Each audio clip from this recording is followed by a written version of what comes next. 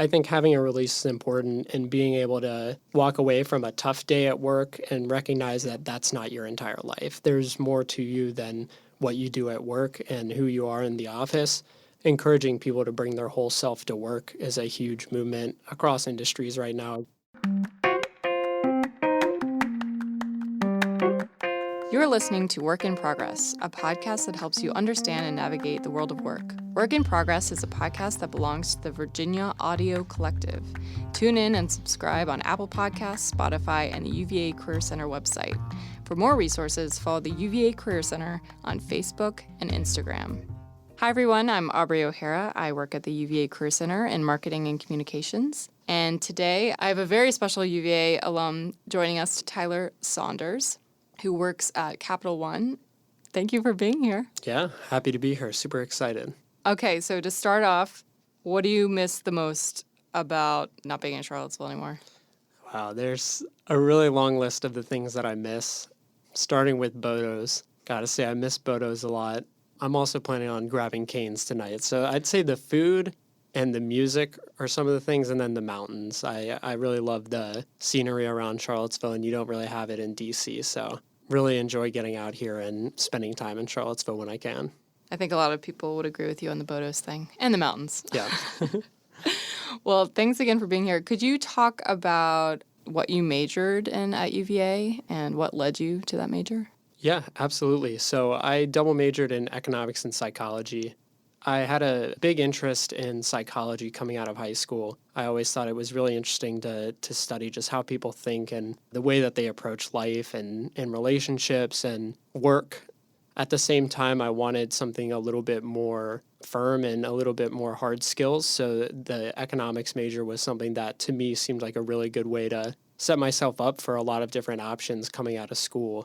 And of course, just having the psychology background as well has really come in handy for me as I have moved around roles and being kind of a team leader and a knowledgeable person about team dynamics. Currently, I am the Marketing and External Affairs Manager at Capital One Center. And Capital One Center, for most people who probably don't know yet because it's a pretty young brand, is a mixed-use retail development that we're building up in Tysons, which is where the headquarters of Capital One is in Northern Virginia. And we're going to have a 1,600-seat performing arts theater there called Capital One Hall. We're going to have a Wegmans grocery store, which is opening this coming fall. We're going to have a 300-key hotel. We're going to have a 1.2-acre public sky park with a beer garden and amphitheater. So really, when I tell people what we're building, it's really a small city. And it's part of a broader redevelopment of the Tysons area. Can you talk a little bit about what led you to Capital One and just a little bit about how you got where you are? I joined Capital One out of college. I joined their management rotation program, which is a 2-year program where you come in, you work in one role in a project management job family for a year. Then you switch roles, you do a rotation and join a different team, different department, usually a different role as well. And it's a really great way to get a sense of what you want to do. For a lot of students like me who are coming out of school and they really aren't sure exactly what they want to do, but they think project management seems like a good area for their skills. In particular, my expertise lies in agile project management. Do you mind just defining what agile project management actually is? To me, it's really a type of project management that focuses on breaking things down and recognizing the ambiguity that exists in complex work. So it's really about how do you get things to customers quickly? How do you constantly be delivering value in small chunks? And it really emerged from software development and how it used to be done, where people would kind of go into a cave and work for 2 years and deliver a big software program. And then they looked at it and the customer said, well, this is useless. I don't need this anymore. Haven't you seen the iPhone? Yeah. So I was really exposed to that during an internship the summer after my second year, and not in a huge capacity. I wasn't running teams or running my own projects, but really just sitting in and talking with people, learning the language, and understanding how they were running their project management department was a helpful jumping off point for me to then go and do some research on my own. I'm a big reader in the space, so I love to really stay in tune to what the industry is doing rather than just what's happening at Capital One. Once I joined Capital One, my first role was as a Scrum Master in card technology. And when I told my mom that I was a Scrum Master, she was like, what is that? Sounded like something from Not Star something you hear Wars. every day. Yeah. So I explained to her what Scrum was. It's a framework within Agile project management. It's really nothing more than doing work in bite-sized chunks and following a few protocols that the team all agrees on. So I explained that to her. She was like, okay, it doesn't sound like you have a made-up job. I believe you that you actually have a job at Capital One now. And from there, it was really a great learning experience for me working with some seasoned technology professionals. Again, psychology and economics major, never took a CS class, never knew anything about technology, really walking into that room and learned a ton just from the people that I was working with. And so that's another piece of advice that I always give folks when I'm chatting with them about the recruiting process or about coming on board at Capital One is don't be afraid of what you don't know. You're going to be able to learn as you go, and you're going to have some really, really smart people with you along the way to help you out. So that's kind of how I got into project management. And then over the course of my career since then, I've kind of carried a little bit of that knowledge from card technology with me into my new department, which is corporate real estate management, bringing it there and kind of introducing it at a back to basics level of here's really the underlying theory, here's the goals we're seeking to achieve, throw out the terminology a little bit so we don't scare people. No Scrum Masters around here. Right. And we go from there and we build off of that. In your role, what would that look like day to day? So the best way that I can give a day-to-day example of life as a agile project manager is it's really based around these consistent cadences of meetings that you're having with your team and with other teams. So on a daily basis, teams are having stand-up meetings, which are 15-minute meetings, typically at the beginning of the day, where the team gets together and they answer 3 questions. What did you do yesterday? What did you accomplish yesterday? What are you planning to accomplish today? And is there anything standing in your way? And that last question is the key to Agile, is really identifying anything that's standing in the team's way. And typically it's a Scrum Master who goes out and attempts to remove whatever that roadblock is. And then to get into more traditional project management, I can use one of the greatest examples there is for traditional project management, and that would be construction. So in my role in Workplace Solutions, I've overseen a few floors of renovations at our old headquarters building up in Tysons. And those projects are big projects. It's a year or more long to design, plan, and build a totally new floor. And so when you're thinking about that, you're having a more traditional approach to project management, looking at a waterfall chart of, hey, here's the design phase. Here's how long that's going to take, how long it's going to take an architect to draw a construction drawing for you, how long it's going to take to get county permits. So you're really building in all of those pieces that are working to your ultimate end goal. So there's a little bit more known aspects of it as opposed to with the Agile approach, you're kind of saying to an extent, there's a lot of unknowns out there, so we don't want to plan too far ahead because one thing that we know is that we're going to hit some unexpected things and we're going to have to deal with it. With construction, it's more of a known entity. We know exactly what we're getting into. We know how long it's going to take roughly, and we expect a few things to come up, but we build in buffer in the form of a contingency budget, and we build in buffer in the form of a little bit of extra time on the construction schedule so that we can make up time for anything that really screws up the process. We have a lot of students that are frankly terrified of reaching out to alumni for career advice, even just perspective of the day-to-day in the world of work. Could you talk a little bit about if you were to receive an email from a student, what your reaction would be? Yeah, absolutely. Alumni are always happy to hear from folks who are on grounds. People love to talk about themselves. So if you call somebody under the pretense of, hey, I'd love to hear more about your career and your role and what you do, people are generally going to say yes, and they're going to be excited about telling you about what they do. So never be afraid to just reach out to somebody in that capacity. A lot of times there's some confusion around who the real decision makers are around roles and around actually getting a job. So oftentimes I'll have a younger student reach out to me and ask about Capital One, and I'm glad to share my experience, and I'm glad to kind of coach them through what the interview process is going to be like and how they can best prepare. But then it comes down to how they perform in the interview process and how the recruiting pipeline then takes shape. It's not me just handing out jobs, unfortunately. If only it were that easy. Yeah. No, that's a really good point, because I think a lot of students also go to the fair and the recruiters say you have to apply online, and they take that as, oh, I thought we had this great conversation. I thought we had a Yeah. connection. Yeah, absolutely. And I don't work in recruiting, so this is strictly my opinion, but it's not just Capital One, it's large companies. They have formal processes, and whether or not you know somebody at the company, at Capital One, even if your parents work at the company, you're still coming through the same pipeline as everybody else. It has to be that way to make it fair for everybody who's applying. So just because somebody tells you, hey, yeah, you have to go apply online, it certainly doesn't mean that they didn't enjoy the conversation that they had with you. They probably did, but they're just making sure that you're coming through the right way so that you have the best chance possible to get an offer at the end of the day.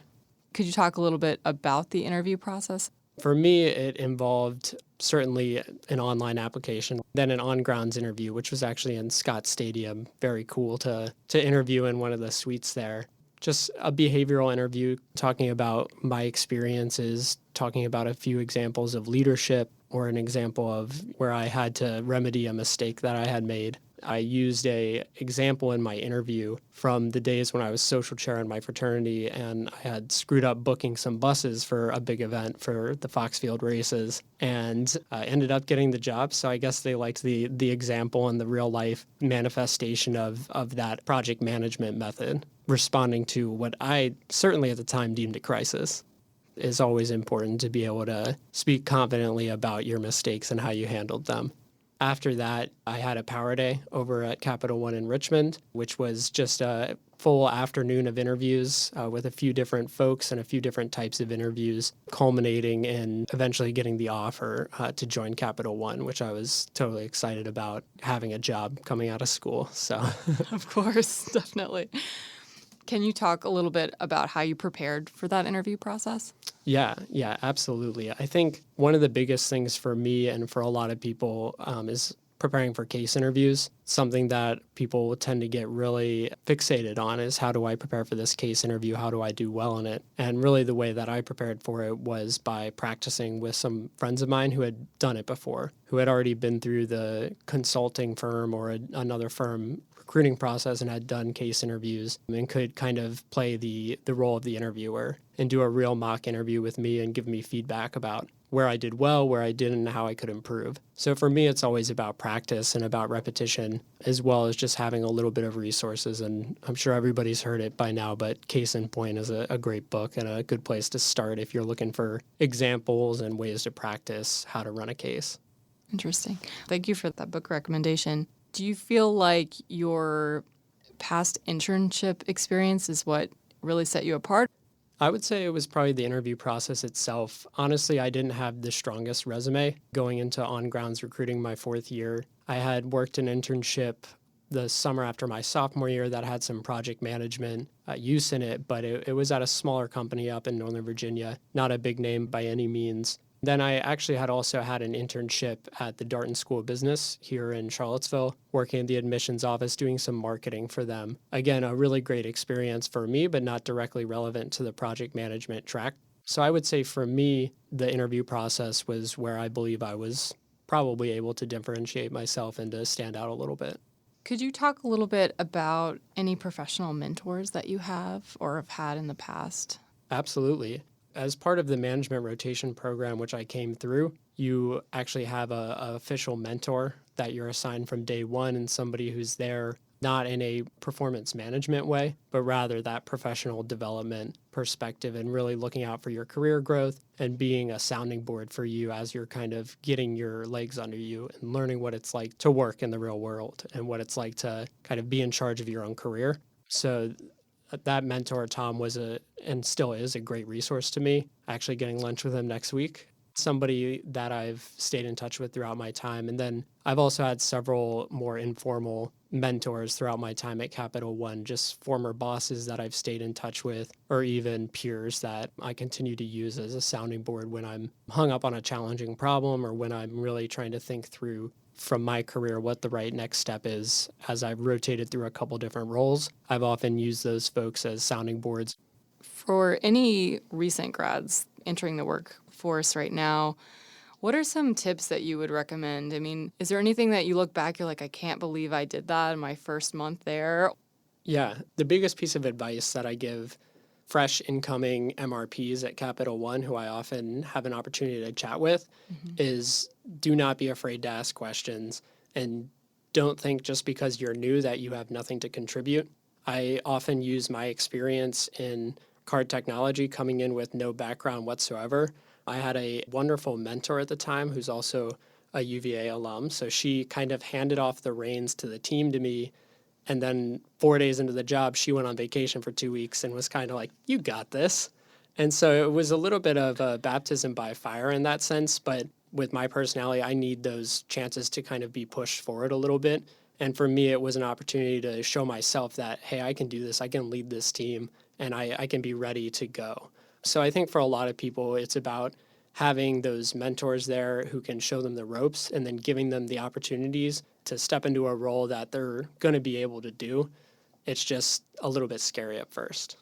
The other piece of advice for folks who are going into their first job, if your company that you're joining doesn't have formal networks of support, seek them out on your own. I'm lucky enough that at Capital One and through my program, I had a really great support network, particularly with peers who were in the same boots as me. Several folks in my class had graduated from UVA the same year as me. They were kind of coming into the same situation, and we were able to bond together over just the experience. And so if you're joining a smaller company or a company that doesn't have that type of cohort, it's a little bit more challenging, and I really would encourage anybody to look for those professional organizations that exist, whether it's through a meetup group or what have you, that you're going to be able to form some of those more informal relationships that are going to really help you to identify a bit more than just what's immediately available to you on your individual team. Because oftentimes folks get into a role at a company and they think this is the only job that exists here, and it's typically not, especially at large companies. So I always encourage people to be networking in that sense, to understand there's more out there than your first role that you start in. Yeah, thank you for sharing that. And on that note, is there any advice or words of wisdom you have for people in terms of finding balance in your life, doing, other things than work? Absolutely. Hobbies are key. I remember right after I graduated school, I didn't really have any what I would call productive hobbies. This is probably not everybody's experience, but I found myself with a lot more free time when I was working full time than I did when I was in school, just because I was involved in extracurriculars and always studying. And when I had a job, it was kind of like, all right, it's You get to 5 leave. p.m., I'm Yeah. going home. And Right. now I have Sundays to myself. I'm not in Clemens Library all day. That's pretty great. So figuring out kind of the first few months out of school, I watched a lot of Netflix, caught up on every HBO show that I had missed out on. And I hit a wall where I was like, man, this is not productive and I don't feel great with how I'm spending my free time. So that's when I picked up a hobby. I started playing guitar, and really that for me was a good outlet. And as I've kind of continued to grow into that hobby, I've had a band with some friends. It's just a really fun way to stay in touch with people, to have fun, and then also just looking for opportunities to have side projects as well. I think especially UVA students are really inclined to be high performers. They want to have something that's kind of theirs to build. And I see some people get to work in a role where they do that every day at their job, and some people don't. So if you're somebody who is really inclined to make things, to be a builder, and you don't have that in your day job, you can still find time to do something on your own time that eventually might grow into your own business or a really cool band, something like Right. that. So I think it's really important for people to take that break when they get out of school. Of feel free to sloth it up on the couch for a couple of months, but Gotta catch once up on those shows, right? exactly. Yeah. But once you get into a groove, I really encourage people to look for a productive way to kind of direct some of their energy in something that they can really feel like they're growing in. I think that's important for just being a healthy adult.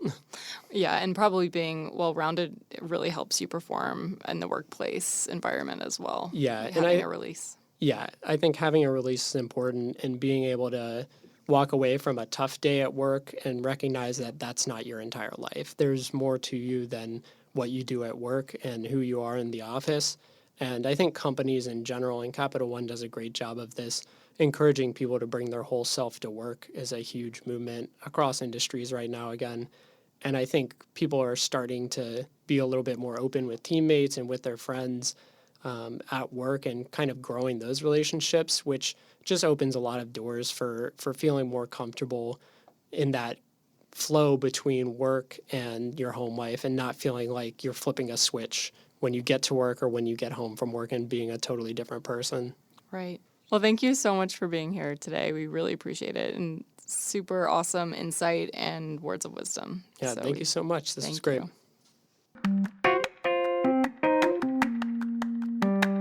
Work in Progress is a podcast by the UVA Career Center, the Virginia Audio Collective, and WTJU. I'm your host, Aubrey O'Hara. Work in Progress is produced by Mary Gardner McGee. Our music is from Blue Dot Sessions. Follow the UVA Career Center on Facebook, Instagram, and Twitter, and check us out on our website at career.virginia.edu.